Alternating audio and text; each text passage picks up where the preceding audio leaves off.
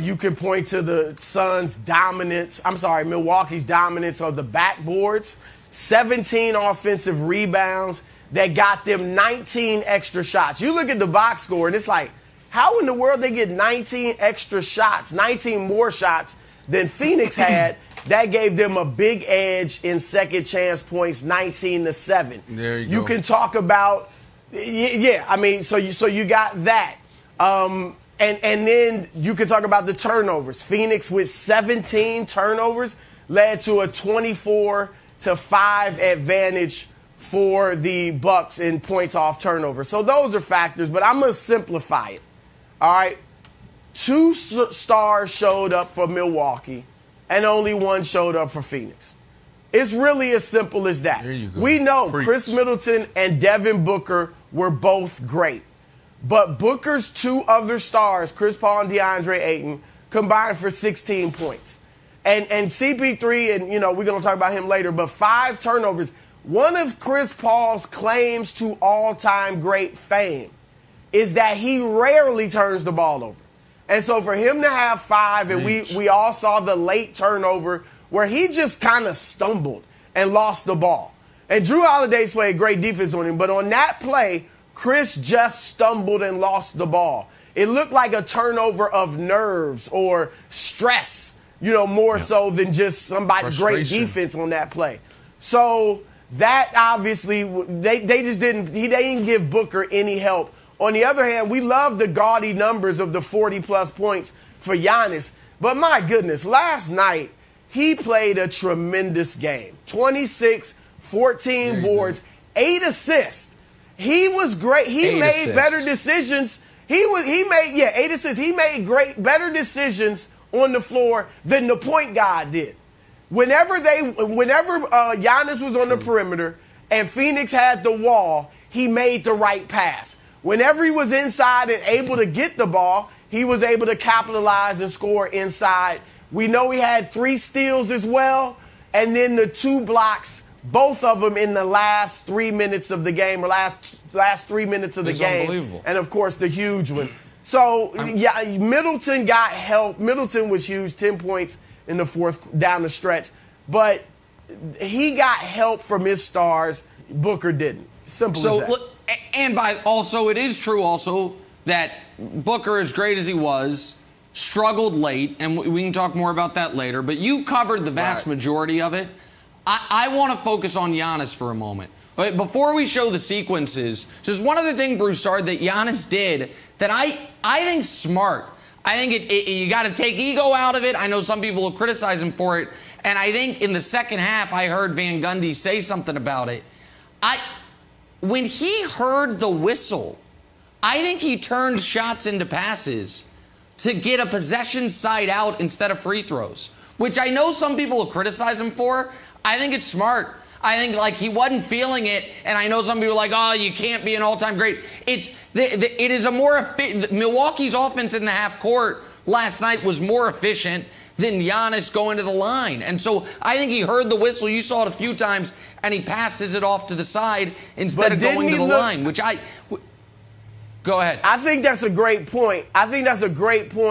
If he intended to do that.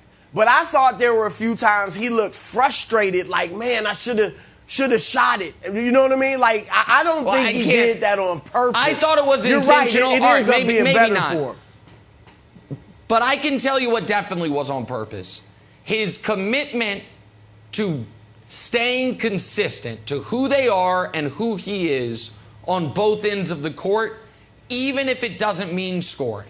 So I thought Giannis was brilliant last night, even though he didn't really have it going offensively. And I respect the fact that he stayed committed to playing how he's played all year in the highest leverage of moments. Man, that's the way you're supposed to do it. That's the way you're supposed to play. You're absolutely right, Nick. But you got to add to it. There's something that we're not talking about, and that's him not pressing.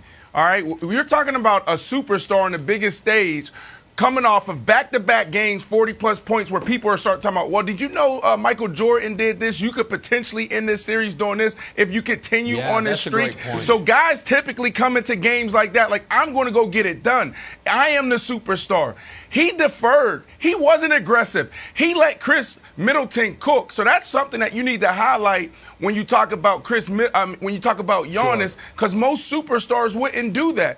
Like, yeah, he got 26 points, man, but it looked like he was just more focused on defense and, like what you just highlight, getting other guys involved. To me, you guys covered it. Wow, this is simple, right? Comes down to CP3. CP3, he no-show, he no-call. And that's one of the worst things you can do when you're on the team. Man, just give me a call, man. Tell me, say, hey, man, I ain't going to make it today. Just let me know. Give me a heads up. You no-show and you no-call. That is bad. That's what CP3 did. No impact offensively. The turnovers, Chris, you hit it. And also the rebounds. Chris, you hit it. But the biggest thing, and our buddy Al, who watches at home, but he doesn't watch the first block, Drew Holiday. Al, you're 100% right. Wow, think about this. I'm going out there and saying this. Bud is like Belichick. Coach Bud is like Coach Belichick. What did he do in games 1 and 2? I gotta go, guys. Games 1 and 2, he had Drew. That's a first.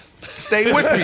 Stay with me. Stay with me. Because here's the deal. I'll stay with you. Here's the deal. Nick all year has been talking about Bud not making the proper adjustments. Even going back to the bubble, it's like, man, why are you only playing Giannis 30 minutes, 32 minutes? Like, you're not going to go over it. Right. Oh, we're going to stick to the script. Games 1 and 2, you had Drew Holiday on who? Booker. And he was harassing Booker. Booker didn't really play well. We talked about that. Games 3, we saw what happened. Yesterday, last night, he put Drew on CP3. So we're talking about CP3 having this bad game. He was checking him from the inbound pass, full court all night. That's why CP3 was harassed. So when I say like Belichick, I'm talking about that adjustment from one game to the next, from one quarter to the next. That was a big moment in this series, Bud making that adjustment.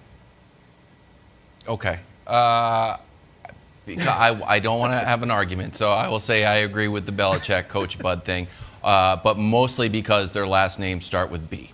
Hey, Broussard, real quick. I used to work in as the bosses like me to call it, Bristol. So I used to work in Bristol, and I've watched a few games with like some pros. And watching, it was early on in my career.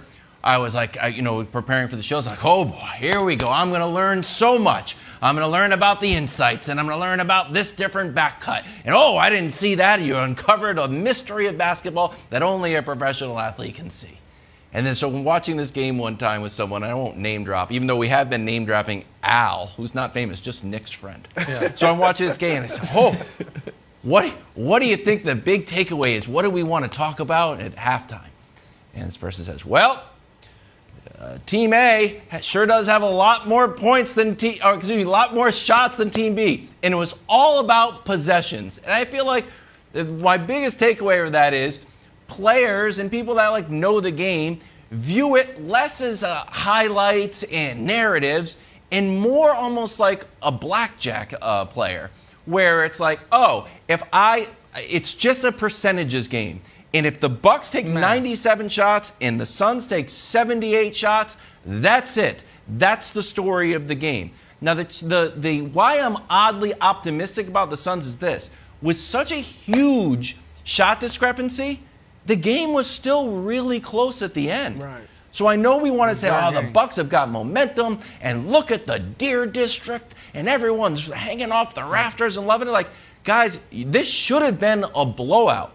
You got the Suns are turning the ball over. They were on the boards, and it was a close game. So I know it's an out-of-the-box take. I think the Suns actually have momentum going back to Phoenix because this game should have been a blowout, and it was close.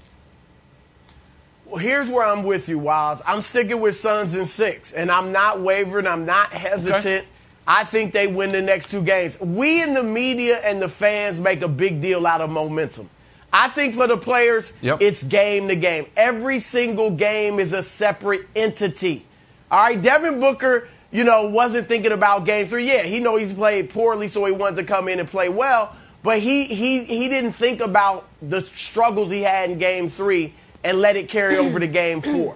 Chris Paul will do the same thing, and so it'll be a fresh new game, obviously in Phoenix. So I'm with you on the Suns. Thanks for watching. Subscribe here to get the latest from the show. Also, be sure to check out more of the best clips from First Things First, or go watch a few segments from our other shows on FS1.